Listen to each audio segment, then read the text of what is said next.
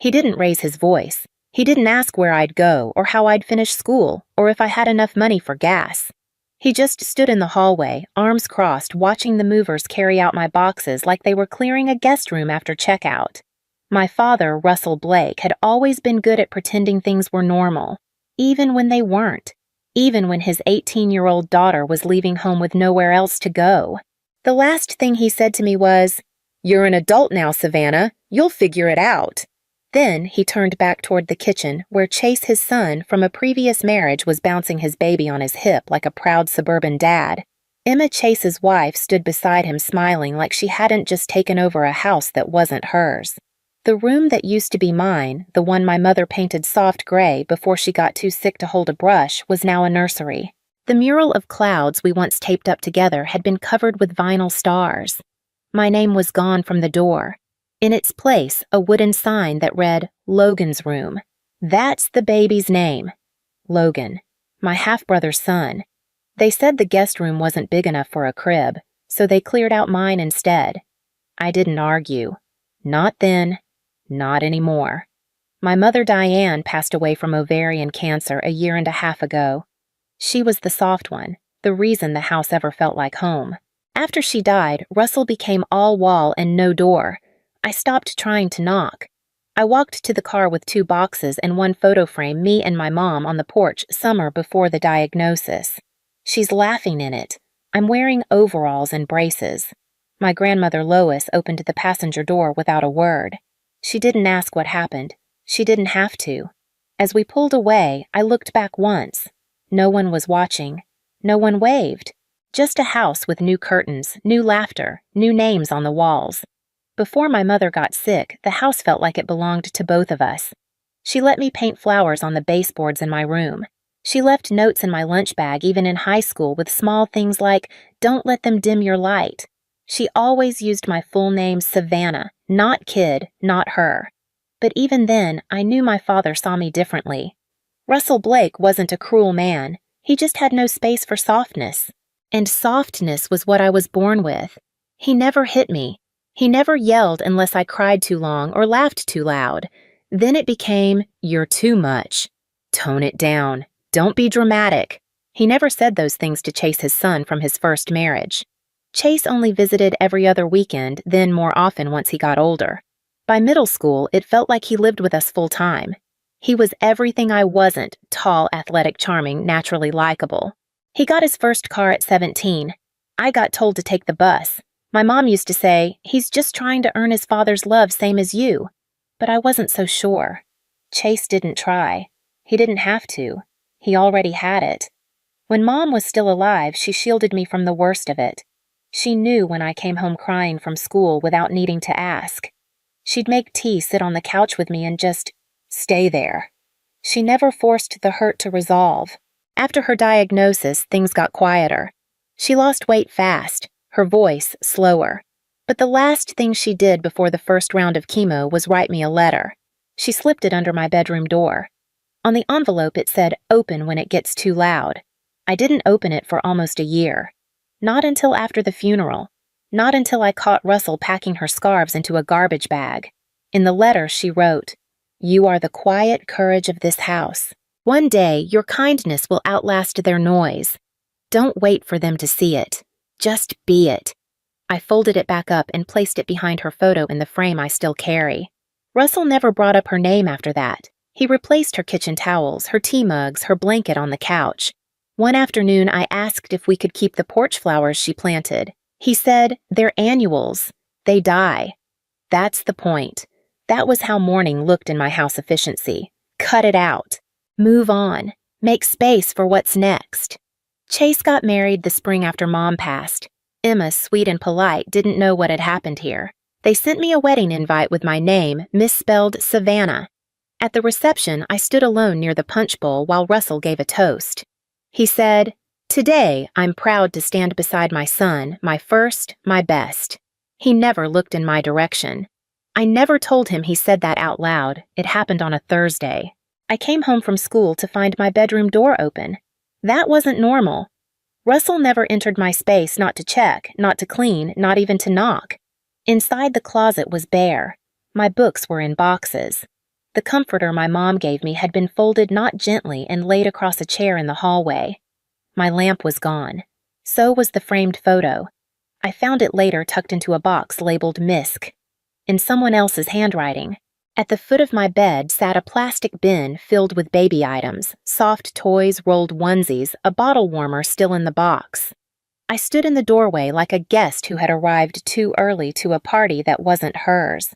Chase's voice came from down the hall light and amused. "The nursery's coming together." I didn't respond.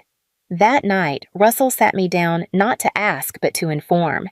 He said that Chase and Emma were moving in next week. The guest room would be theirs. My room would be for the baby. I asked why the nursery couldn't be in the guest room. He looked up from his phone and said, "Because you're almost an adult, Savannah. You're going to college soon. It's time to make space for a family that needs it." I don't remember what I said back. Maybe nothing. Maybe silence was the only answer that still felt mine. 2 days later, my bed was dismantled. No one told me where to sleep.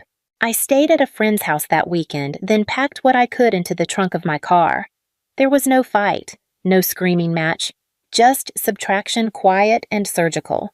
A few nights before I left, I passed Chase in the hallway. He was carrying a bag of diapers and didn't stop walking. He nodded at me almost like a stranger might and said, "Thanks for making room." Not sorry, not I didn't know. Just thanks. It wasn't even my room anymore when I left. It just took me a while to realize I'd already been moved out one object at a time. Leaving didn't feel like escape. It felt like dissolving. I didn't announce it. There were no slammed doors or raised voices. Just an email to my principal requesting remote final exams. A call to my grandmother Lois asking if her offer still stood. She said yes before I finished the sentence. I packed my clothes, my textbooks, and the photo of my mother. That was all. The rest belonged to the version of me who used to think home was permanent. The morning I left, Chase was assembling a crib in what used to be my room. Emma stood nearby holding fabric swatches and sipping coffee from the mug that used to be my mother's. Russell was outside raking the front yard like he hadn't erased a person from his household the night before. No one stopped me. No one asked where I'd go. They had already made peace with the space I left behind. I moved into Lois's upstairs guest room, a modest space with a view of the neighbor's cornfield and a quilt that smelled faintly of cedar and lavender.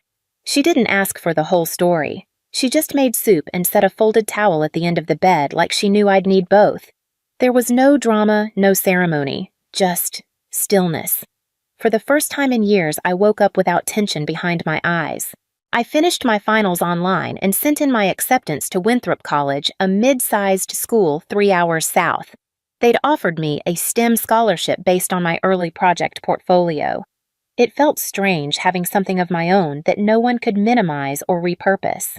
I found a part-time job at a bakery in town early mornings, the smell of yeast and cinnamon small talk with regulars who called me sweetheart without knowing anything about me. Most nights I studied at the kitchen table with Lois humming in the next room and the television low in the background. I kept the photo frame on the windowsill. It caught the morning light in a way I hadn't seen before, like she was still watching from a distance, quietly reminding me that gentleness wasn't weakness and that silence didn't mean defeat. I didn't block their numbers. I didn't need to. No one called. I didn't disappear to punish them. I disappeared because I finally knew how to live without being seen. It had been 9 months since I'd walked out of that house, long enough to grow new habits, new silences, long enough to stop checking my phone even accidentally. So when the knock came on a Saturday afternoon in late spring, I didn't expect it to be them. I had just finished sweeping the porch when I saw the car. Russell's truck still dented on the side door from the winter. He skidded off the driveway and blamed the road instead of the ice. Chase stepped out first, wearing a pressed shirt that didn't match the sweat on his forehead. Russell followed slower, older than I remembered. Lois met them at the screen door before I did. She didn't raise her voice, just said, "She doesn't owe you a damn thing, but she's inside." I met them in the kitchen. They didn't sit. Russell looked around like he'd never seen laminate counters before. Chase stood near the window, his jaw tight, his hands shaking just enough to notice. Russell cleared his throat first. "We need your help," he said, as if he were asking me to pass a wrench, not rewrite a crime. He told me that Chase had been working at Granite Axis Freight, the logistics company run by Darren Monroe, a longtime friend of my mother's, someone she trusted enough to recommend when Russell was between jobs years ago. At first, it was small things. Company cards used for personal expenses. A few numbers moved around in quarterly reports. Nothing dramatic. Until someone in accounting noticed missing funds, thousands of dollars unaccounted for. Chase was caught. And because Russell had vouched for him, signed off on certain documents, they were both implicated. Darren hadn't pressed charges yet. He said he was holding off out of respect for my mother. But the silence wouldn't last. A decision had to be made by the end of the quarter. That's when they told me their plan. They wanted me to say the money had been wired to my education fund. That Chase and Russell had taken the money not for personal gain, but to help me attend Winthrop Cover Tuition Books housing. It was a story that could explain the transfers and buy them time. Russell said it could save their jobs, maybe keep the company from pursuing legal action. He said, "It's not lying if it's for family." I looked at Chase. He didn't meet my eyes. He only said, "You're the only one Darren would believe. He loved your mom." The room felt colder than it had 5 minutes earlier. I thought about my mother, her photo sitting in the next room, angled toward the light. I thought about the note she wrote me in the letter. "Don't wait for them to see it. Just be it." Russell stepped forward. "I know I've made mistakes. I know I've been hard. But this is different. We're talking jail time, Savannah." That was the first time he'd said my name in over a year. Lois came in and placed 2 glasses of water on the table. She didn't speak. She just put her hand on my shoulder and left again. I stood there unsure of whether to scream or laugh or cry. But I did none of it. I just said, "You want me to lie to protect you." Russell said, "We're not asking you to lie. We're asking you to help." I said nothing. Chase finally looked at me. His voice cracked. "If it were you in this position, I would have helped you." That's when I realized something. He actually believed that. They hadn't come to apologize. They'd come to collect. Because I was useful now. Because Darren liked me. Because I reminded him of someone they once needed too. They didn't leave right away. Russell paced the edge of the room like he was circling something too fragile to touch. He wasn't shouting. He didn't need to. His silence had always been the louder weapon. "I know I wasn't a great father," he said finally, "but I'm still your dad." I didn't answer. Not because I was angry, but because the words meant less now than they ever had. "I would have helped you," Chase said again, this time more softly, as if volume could create sincerity. "Your family, Savannah. You always have been." That line sat between us like a broken chair no one wanted to throw away. If I was always family, why did I have to leave with 2 boxes and no goodbye? Russell stepped closer. "I don't want to go to prison," he said. There was no apology in it. No ownership, just fear. Fear of consequences, not of conscience. They weren't there because they had finally seen me. They were there because someone else might, and that made me dangerous. For a moment, I wavered. Not because I believed them, but because I could still hear my mother's voice telling me to be kind, even when it hurt. She'd always believed people changed. She thought love could reach even the hardest places. She thought Russell would soften someday. She thought Chase would grow into himself, not away from everyone else. Maybe she still hoped they'd love me right after she was gone. And for a second, I wanted to believe it too. But hope without truth isn't love. It's just delay. I looked at them 2 men who once erased me without blinking and realized they weren't asking for forgiveness. They were asking for permission to stay clean, to avoid shame, to rewrite the record before anyone else could see it. They wanted me back, not to welcome me, but to cover their tracks. That wasn't family. That was fear dressed in memory. I didn't shout. I didn't accuse them. The truth had already done that for me. Instead, I stood still, hands resting on the edge of the counter, eyes on the photo of my mother in the next room. Her smile was small in that picture, almost private, like she'd been saving it just for me. Russell spoke again, voice low. "You'd let us go to jail for a grudge." The words sat in the air like rot. I turned to face him. "This isn't about a grudge," I said. This is about the truth, and I'm not erasing her to protect you." He didn't ask what I meant. He knew, because we both remembered who had introduced him to Darren, who vouched for him when no one else would, who believed in him until the very end. My mother. And now they wanted to use her memory to clean up their mess. Chase opened his mouth to speak, but I shook my head. "I won't lie," I said. "Not for you. Not for anyone." He looked away. Russell didn't. His eyes were glassy but not soft. "Just tired." "I didn't think you'd say no," he murmured. That stung more than I expected, because he hadn't come believing in my kindness. He'd come counting on it, and in some old part of me buried beneath the leaving and the silence I wanted to give it to him. But kindness without boundaries isn't grace. It's surrender. I walked them to the door. Russell paused on the porch hands in his jacket pockets. "She would have helped," he said. I didn't answer. Not because I disagreed, but because I finally understood my mother would have helped them out of love. But they weren't asking with love, only need. The screen door clicked shut behind them. Their footsteps faded down the steps. I didn't watch them leave. I went back inside and stood in the doorway of the guest room. The light from the window hit the photo frame just right. I was there. They just lived easier when I disappeared. 3 weeks later, I moved into my dorm at Winthrop. Lois helped me carry my boxes, mostly books, a kettle, a soft blanket that had once belonged to my mother. We didn't say much. She knew how to leave space without filling it. The room was small but bright, with a desk by the window and white walls still blank with possibility. I unpacked slowly. Textbooks, notebooks. A ceramic mug I'd painted in 10th grade chipped on one edge. In the frame.